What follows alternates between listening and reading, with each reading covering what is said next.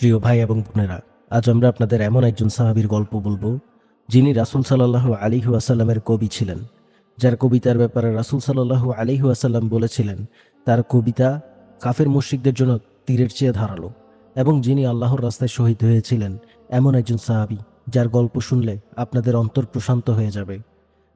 আরবের বুকে নবুয়াতের নূর যখন আগমন করেছিল তখন আব্দুল্লাহ বিন রাওয়াহা রাদিয়াল্লাহু তাআলা আনহু ইয়াসরিবের একজন বিশিষ্ট কবি ছিলেন। তাছাড়া তিনি খাজরাজ গোত্রের একজন সম্মানিত নেতাও ছিলেন। তার কানে যখন হেদায়েতের বাণী পৌঁছালো, আল্লাহ সুবহানাহু ওয়া তাআলা তখন তার অন্তর ইসলামের জন্য উন্মুক্ত করে দিয়েছিলেন। আর তখন থেকে তিনি তার জবান, তার যুদ্ধাস্ত্র আল্লাহ ও তার রাসূলের নির্দেশে তাদের সন্তুষ্টিতে ব্যবহার করতে শুরু করলেন। তিনি রাসূল সাল্লাল্লাহু আলাইহি ওয়াসাল্লামের পক্ষ থেকে মুশরিকদের বিরুদ্ধে কবিতা লিখতেন এবং তার সাহিত্য ও কবিতা দ্বারা জিহাদ করে যেতেন। আল্লাহ সুবহানাহু ওয়া তাআলা কবিদের ব্যাপারে বলেছিলেন যে বিভ্রান্ত লোকেরাই কবিদের অনুসরণ করে। তুমি কি দেখো না, তারা প্রতিটি ময়দানেই উদ্ভ্রান্ত হয়ে ফিরে এবং এমন কথা বলে যা তারা নিজেরাই করে না। আল্লাহ সুবহানাহু ওয়া তাআলা কবিদের বিপক্ষে বললেও তিনি আব্দুল্লাহ বিন রাওয়াহা এবং তার মতো যেসব কবিরা ছিল তাদের ব্যাপারে বলেন, তবে তাদের কথা ভিন্ন, যারা বিশ্বাস স্থাপন করে, সৎকর্ম করে, আল্লাহকে স্মরণ করে এবং নিপীড়িত হওয়ার পর প্রতিশোধ গ্রহণ করে, আর নিপীড়নকারীরা অচিরেই জানতে পারবে তাদের গন্তব্যস্থল কিরূপ। আল্লাহ সুবহানাহু ওয়া তাআলা যার ব্যাপারে কোরআনের আয়াত নাজিল করেছেন তার জন্য এর চেয়ে মর্যাদার আর কি হতে পারে। আব্দুল্লাহ বিন রাওয়াহা রাদিয়াল্লাহু তাআলা আনহু আকাবার শপথের দিনও উপস্থিত ছিলেন। তিনি রাসূল সাল্লাল্লাহু আলাইহি ওয়াসাল্লামের কাছে বায়াত গ্রহণ করেছিলেন এবং রাসূল সাল্লাল্লাহু আলাইহি ওয়াসাল্লাম তাকে তার গোত্রের নেতাদের একজন বানিয়েছিলেন। সুতরাং রাসূল সাল্লাল্লাহু আলাইহি ওয়াসাল্লাম যিনি উত্তম নেতা, তিনি অন্য এক নেতা নির্বাচন করেছেন, তাহলে তার মর্যাদা কেমন হতে পারে তা আশা করি আপনারা বুঝতেই পারছেন।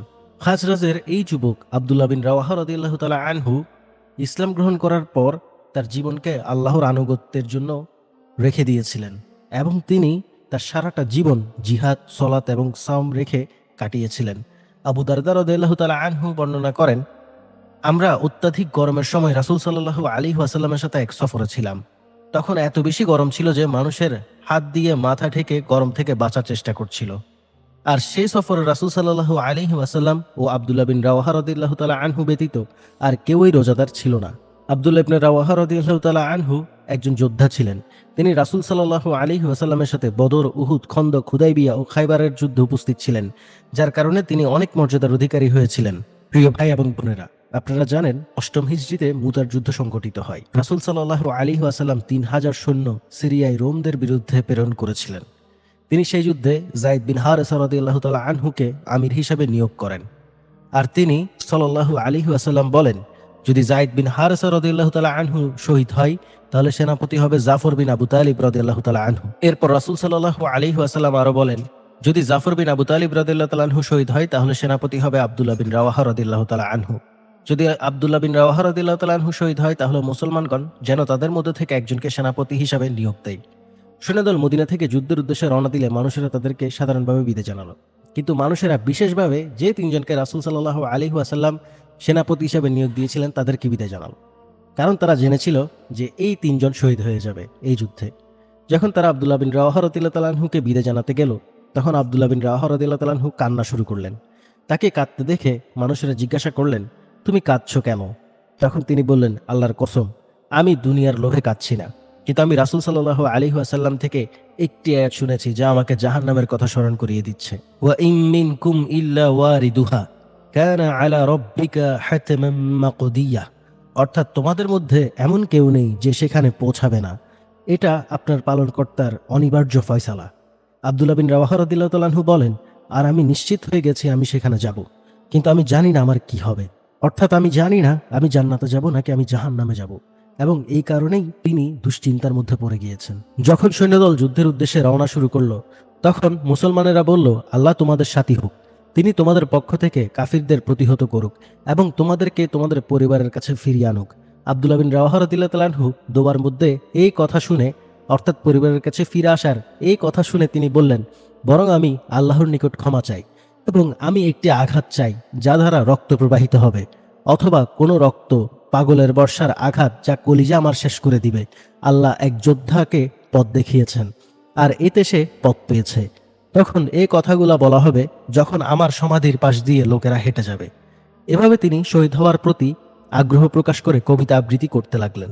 যখন মুসলিম সৈন্যরা মদিনা ত্যাগ করছিল, আব্দুল্লাহ বিন রাওয়াহা রাদিয়াল্লাহু তাআলা আনহু তার উটের পেছনে এক ইয়াতিম যুবককে নিয়েছিলেন, যে যুবক তার কাছে লালিত পালিত হয়েছিল, যার নাম ছিল যায়েদ বিন আরকাম রাদিয়াল্লাহু তাআলা আনহু। সেই যুবক শুনতে পেল আব্দুল্লাহ বিন রাওয়াহা রাদিয়াল্লাহু তাআলা আনহু তার উটকে বলছিল, আদেশ করিয়া পালন, 4 দিনের সমরাস্তা করিয়া বহন। তুমি আমাকে নিয়ে যাবে যখন, তোমার অবস্থা তোমার কাছে তখন। যাও, চলে যাও ইচ্ছা যেদিকে, নিন্দা করা হবে না এতে তোমাকে।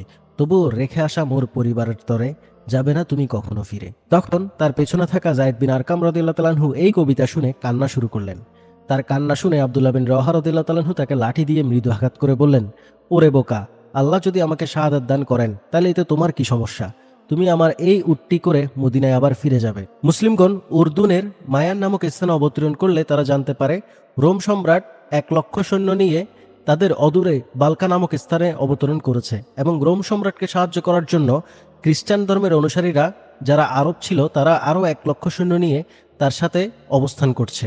মুসলমানগণ সেখানে 2 দিন অবস্থান করলো। তারা বুঝতে পারল শত্রুর সংখ্যা তাদের তুলনায় অনেক বেশি। তাদের কেউ কেউ বলতে লাগলো, আমরা রাসূল সাল্লাল্লাহু আলাইহি ওয়াসাল্লামকে এই বিষয়ে লিখে পাঠাবো, এরপর রাসূল সাল্লাল্লাহু আলাইহি ওয়াসাল্লাম থেকে যে নির্দেশ আসবে আমরা তা পালন করব। আর তখন আব্দুল্লাহ বিন রাওয়াহা রাদিয়াল্লাহু তাআলা আনহু বললেন, হে আমার জাতি, তোমরা যা চাচ্ছ তা তোমরা পেয়ে গেছো, আর আমরা তো সংখ্যা ও শক্তি দিয়ে যুদ্ধ করি না। আল্লাহ আমাদেরকে যে দিনধারা সম্মানিত করেছেন সেই দিনধারা আমরা যুদ্ধ করি। সুতরাং তোমরা সামনের দিকে চলো, আল্লাহ তোমাদের দুটি থেকে একটি দিবে। না হলে তোমাদেরকে আল্লাহ সুবহানাহু ওয়া তাআলা সাহায্য করবে এবং বিজয় লাভ করবে, আর না হলে তোমরা শাহাদাত অর্জন করবে। তার এই বক্তব্যের পরে মুসলিম সৈন্যরা তার আহ্বানে সাড়া দিল। তারা যুদ্ধ করার জন্য প্রস্তুত হতে লাগলো। পরের দিন এই 3,000 সৈন্য 2,00,000 সৈন্যের বিরুদ্ধে লড়াই করার জন্য মুদা নামক স্থানে মিলিত হলো। মুসলিম সৈন্যদের অগ্রভাগে যায়েদ বিন হারেসা রাদিয়াল্লাহু তাআলা আনহু চলতে লাগলেন।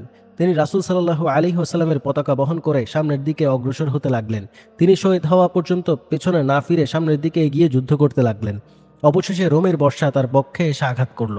এরপর জাফর ইবনে আবু তালিব রাদিয়াল্লাহু তাআলা আনহু ইসলামের পতাকা হাতে তুলে নিলেন, যিনি আলী ইবনে আবু তালিব রাদিয়াল্লাহু তাআলা আনহু এর আপন ভাই ছিল, যার বীরত্ব ও সাহসিকতা ছিল অতুলনীয়। তিনি তার সর্বাত্মক প্রচেষ্টা দিয়ে যুদ্ধে ঝাঁপিয়ে পড়লেন, যার তুলনা খুবই কম ছিল। যখন যুদ্ধ মারাত্মক আকার ধারণ করল এবং রোম সৈন্যরা মুসলমানদের উপর তীব্র আক্রমণ শুরু করল, তিনি তার ঘোড়াতে লাফ দিয়ে উঠে তার পায়ে তরবারি দিয়ে খোঁচা দিতে লাগলেন। এরপর রোম বাহিনীর ভেতরে ঢুকে পড়লেন আর তিনি গাইতে লাগলেন, হে জান্নাতের সুসংবাদ, যা অতি নিকটে, যার পানীয় অনেক উত্তম ও ঠান্ডা, আর রোমরা তো রোমই, যাদের আযাব অতি নিকটে, তারা কাফির, আর আমার ওপর অবশ্যক তাদেরকে শাস্তি দেওয়া। এই কথাগুলা বলতে বলতে জাফর ইবনে আবু তালিব রাদিয়াল্লাহু তাআলা আনহু তার ডানে বামে তরবারি চালাতে লাগলো এবং এক সময়ে একজন শত্রু তার ডান হাত কেটে ফেলল। এরপর তিনি তার ইসলামের পতাকা বাম হাতে তুলে নিলেন এবং যুদ্ধ করতে লাগলেন। কাফিররা তার বাম হাতও কেটে ফেলল। 2 হাত কেটে যাওয়ার পর তিনি ইসলামের পতাকা নিজের বুকের 2 বাহু দ্বারা ধরলেন। অবশেষে যুদ্ধ করতে করতে একসময় তিনি শহীদ হয়ে গেলেন। জাফর বিন আবু তালিব রাদিয়াল্লাহু তাআলা আনহু শহীদ হওয়ার পর আব্দুল্লাহ বিন রাওয়াহা রাদিয়াল্লাহু তাআলা আনহু এগিয়ে এসে ইসলামের পতাকা নিজ হাতে তুলে নিলেন। ঠিক সে সময় তার চাচাতো ভাই কিছু গোশত নিয়ে এসে তাকে বলল, আপনি এগুলা খেয়ে নিন, গত 3 দিন থেকে আপনি কিছুই খাননি। তিনি গোশতের টুকরাটি হাতে নিয়ে দাঁতের অগ্রভাগে দিয়ে হালকা কামড় দিয়ে এর থেকে সামান্য মুখে নিলেন। এমন সময় তার সম্মুখে মুসলমানদেরকে শহীদ হতে দেখে তিনি নিজেকে বলতে লাগলেন, হে ইবনে রাওয়াহা, তুমি কতই না খারাপ, যুদ্ধ চলছে আর তুমি খাবার খাচ্ছ। এরপর তিনি গোশতের টুকরাটি ফেলে দিলেন এবং তার নাঙ্গা তরবারি নিয়ে রোমানদের উপর ঝাঁপিয়ে পড়লেন। তিনি কোনো দিকে লক্ষ্য না করে রোম সৈন্যদের ভিতরে ঢুকে পড়লেন। অবশেষে যুদ্ধ করতে করতে তিনি শহীদ হয়ে গেলেন। প্রিয় ভাই এবং বোনেরা, এভাবেই আব্দুল্লাহ বিন রাওয়াহা রাদিয়াল্লাহু তাআলা আনহু শহীদ হলেন, যিনি রাসূল সাল্লাল্লাহু আলাইহি ওয়াসাল্লামের কবি ছিলেন, এক সাহসী যোদ্ধা ছিলেন, যিনি মৃত্যুকে সামনে দেখেও ভয় পাননি। তিনি মৃত্যুর দিকে এগিয়ে গিয়েছেন।